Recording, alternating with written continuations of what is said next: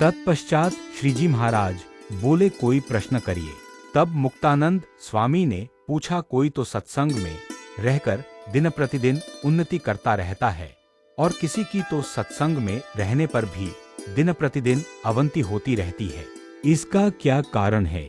फिर श्रीजी महाराज बोले कि वरिष्ठ साधु में अवगुण देखने वाले पुरुष की अवनति होती रहती है और उनके गुणों को ग्रहण करने वाले का अंग बढ़ता रहता है और भगवान में उसकी भक्ति भी बढ़ती जाती है।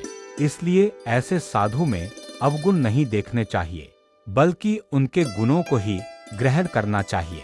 यदि साधु परमेश्वर द्वारा निर्धारित 5 नियमों की मर्यादाओं में से किसी मर्यादा का उल्लंघन करे तभी उसका अवगुण समझना चाहिए, परंतु किसी नियम में तो परिवर्तन न हुआ हो और उसकी स्वाभाविक प्रकृति अच्छी मालूम न होती हो तो उसे देखकर यदि कोई उस साधु के अन्य अनेक गुणों की उपेक्षा करके उसका केवल अवगुण ही देखेगा तो उसके ज्ञान वैराग्य आदि शुभ गुण कम हो जाते हैं।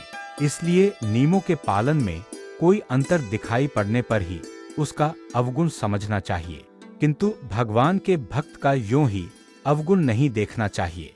यदि कोई पुरुष साधु का अवगुण नहीं देखता तो उसके शुभ गुणों की दिन प्रतिदिन वृद्धि होती रहती है। इति वचनामृतम 53।